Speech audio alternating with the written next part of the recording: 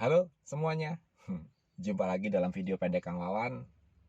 Bagi yang baru pertama melihat video saya, salam kenal dari Kang Wawan. Oke, dalam video kali ini saya akan membahas tentang berbagai macam pertanyaan atau posting mengenai mobil wuling ya. Tepatnya keraguan untuk membeli mobil wuling. Banyak sekali pertanyaan tentang itu, entah itu posting di sosial media atau berkomentar di postingan sosial media, bahkan ada yang komen juga di beberapa video YouTube saya mengenai wuling. Itu banyak sekali yang menyatakan kepengen beli wuling tapi ragu.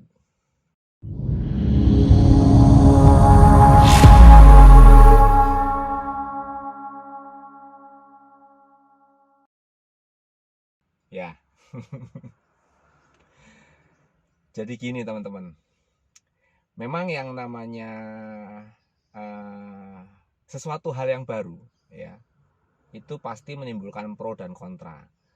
Dan tentunya saya yakin masih lebih banyak kontranya daripada yang pro ya. Karena sesuatu yang baru itu akan menggeser sesuatu yang lama. Ini dalam semua hal. Nggak hanya dalam merek mobil ya. Tidak hanya dalam merek mobil. Tapi hampir di segala hal. Bahwa sesuatu yang baru pasti akan menimbulkan banyak kontra. Ya. Nah, itu sebenarnya sifat dasar manusia sih. Sifat dasar manusia itu adalah sifat yang dibentuk atas dasar kebiasaan. Sifat yang dibentuk atas dasar adat dan tradisi ya. Meskipun adat dan tradisi pun berubah, namun perubahan adat dan tradisi itu pun tentunya juga menimbulkan pro dan kontra ya. Karena memang ada yang digeser. Sama halnya dengan merek mobil Wuling. Wuling ini adalah merek mobil dari China ya, namanya aja Wuling. Wu itu artinya 5, ling itu berlian, jadi 5 berlian. Ya, sedikit lebih banyak daripada 3 berlian. Daripada Mitsubishi maksudnya. Mitsubishi kan 3 berlian. Nah, Wuling ini 5 berlian. Nah, saya pernah menceritakan sejarah tentang bukan sejarah ya, artinya saya pernah bercerita Wuling ini pabriknya ada di Indonesia ya. Kalau nggak salah ada di Cikarang ya. Dan dia pabriknya bernama SGMW ya.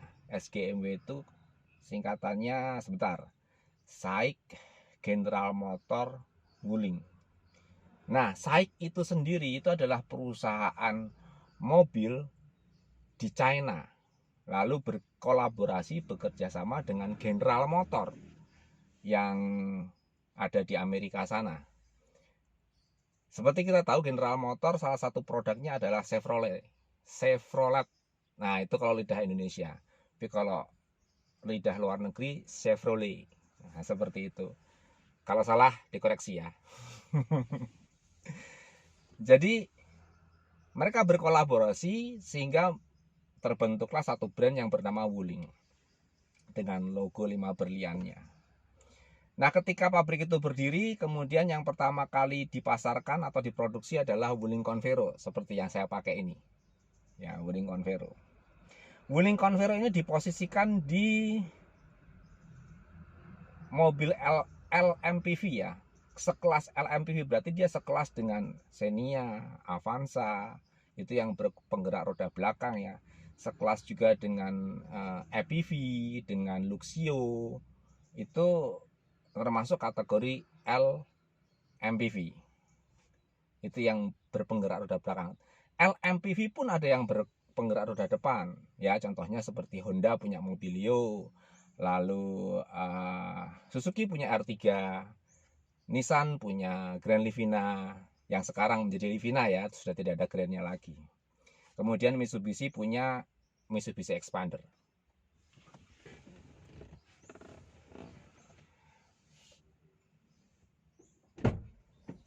Udah?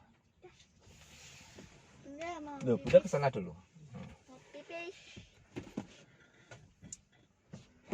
Sorry kepotong ya teman-teman, karena ini saya nganter anak ke sekolah ya. Meskipun sekolahnya daring sih, sekolahnya pembelajarannya online, tapi tetap setiap minggunya ada jadwal kita ke sekolahan ya, karena masih SD kelas 6. Jadi masih harus diantar, apalagi sekolahnya cukup jauh ya, kurang lebih 15 kilo dari rumah. Jadi saya antar, dan ketika tadi masuk ngambil apa, LKS, Bukan, LK itu apa namanya? LK itu lembar kerja. Oh, lembar kerja, mengambil lembar kerja. Saya iseng ngerekam video di sini. Ya, ini udah masuk nih, tapi ibunya belum. Nah, itu kelihatan tuh di sana tuh, dari toilet. Nah, istri saya baru mau masuk, nanti kita lanjut sambil jalan, oke?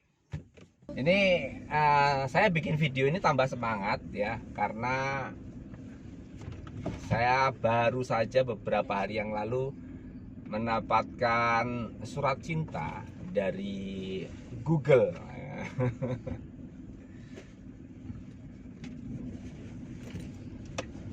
Iya, kita sambil jalan sambil rekaman ya teman-teman. Nah, perjalanan kali ini, sebelum saya lanjut videonya, ini saya kasih sisipan sedikit ya. Perjalanan kali ini kita akan dari sekolahnya anak saya ini, kita langsung menuju ke kota Klaten. Karena memang mobil wuling ini sebetulnya ada sedikit trouble di bumper bagian belakang. Saya mau,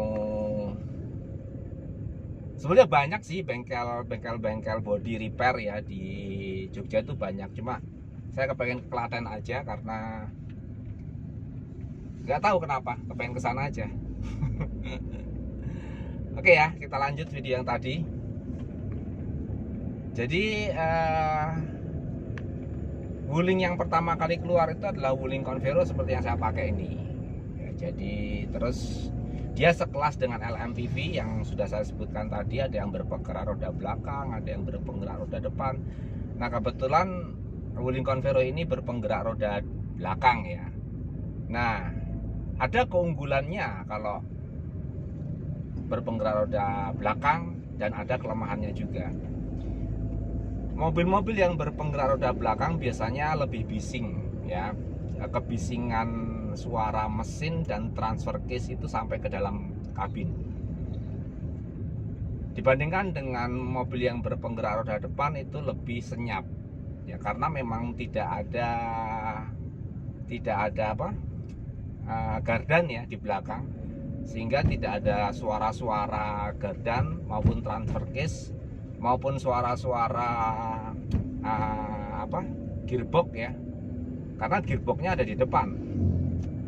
Gearboxnya ada di depan untuk menggerakkan roda depan. Kalau mobil yang berpenggerak roda belakang, gearboxnya ada bener-bener ada di tengah-tengah sini, di tengah-tengah antara pengemudi dan penumpang di depan, sehingga pasti suaranya akan masuk ke dalam kabin. Namun ada keuntungannya bagi mobil-mobil yang berpenggerak roda belakang. Keuntungannya dia khususnya di medan-medan tanjakan ya, itu biasanya torsinya lebih terasa, lebih menggigit. Karena memang ketika kita menanjak itu center of gravity-nya atau titik beratnya akan berkumpul di belakang ketika mobil ini nanjak ya. Nah, kalau titik beratnya ada di belakang, sedangkan yang bergerak roda belakang, pasti dia akan mendapatkan traksi. Berbeda ketika menanjak, ada beratnya berpindah ke belakang, namun yang berpenggerak roda depan, di depan itu kan lebih ringan, akhirnya lebih ringan daripada di belakang. Nah, itu akan traksinya nggak bagus. Itu yang membuat mobil-mobil yang berpenggerak roda belakang lebih jago, lebih baik, lebih bertenaga di tanjakan. Nah, karena di Jogja ini medannya banyak tanjakannya juga. Kalau kita mau ke Gunung Kidul, kita mau ke selatan, kita mau ke Kaliurang, itu banyak tanjakan. Makanya Kayaknya saya sekarang lagi suka mobil yang berpenggerak roda belakang. Oh, balik lagi ke masalah tadi ya. Teman-teman yang kepingin wuling tapi ragu, itu kalau menurut saya mending tidak usah. Ya, mending tidak usah beli. Tapi kalau teman-teman tanya untuk meyakinkan untuk membeli, saya akan katakan bahwa Wuling ini memberikan after sale service and spare part, khususnya di kota besar ya, itu cukup bagus. Kenapa saya katakan cukup bagus? Karena memang nggak bagus ya, saya hanya bisa berkata cukup bagus. Artinya masih banyak kekurangan di sana sini. Sebenarnya ini hal yang wajar bagi pendatang baru ya. Itu hal yang sangat wajar, apalagi teknologinya pun juga teknologi yang nggak sama dengan teknologi yang sudah beredar di duluan ya. LMPV yang sudah beredar duluan itu sama sekali beda. Nah, itu yang membuat mekanik-mekaniknya ya, karena juga masih baru, itu agak sedikit kewalahan. Namun jangan khawatir bahwa setiap parts atau komponen yang rusak itu penggantiannya benar-benar free, yang termasuk dalam garansi ya. Itu penggantiannya benar-benar mudah dan free. Paling tidak apa yang saya rasakan adalah seperti itu. Memang ada beberapa teman-teman yang merasakan pergantian spare part karena masih dalam batas garansi ya. Lalu ada yang rusak, penggantian spare partnya agak lama. Ada yang teman-teman mengalami seperti itu. Tapi menurut saya nggak banyak juga kok. Yaitu masih dalam kategori wajar lah ya. Biasanya yang mengalami hal-hal seperti itu yang kotanya jauh ya, jauh dari Jakarta, sehingga pengiriman spare part juga tertunda.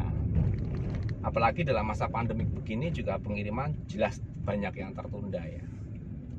Tapi yang jelas, kalau menurut saya Wuling itu value for money-nya tinggi ya, dengan kita mengeluarkan jumlah uang yang lebih sedikit tapi mendapatkan fitur yang banyak.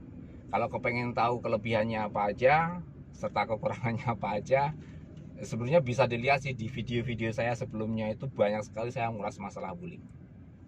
Jadi teman-teman, saran saya kalau Anda kepengen membeli tapi ragu-ragu, mending tidak usah. Tapi kalau Anda ingin membeli masih ada sedikit keraguan, nah kalau ragu-ragu itu kan 50-50 ya. Kalau 50-50 mending nggak usah.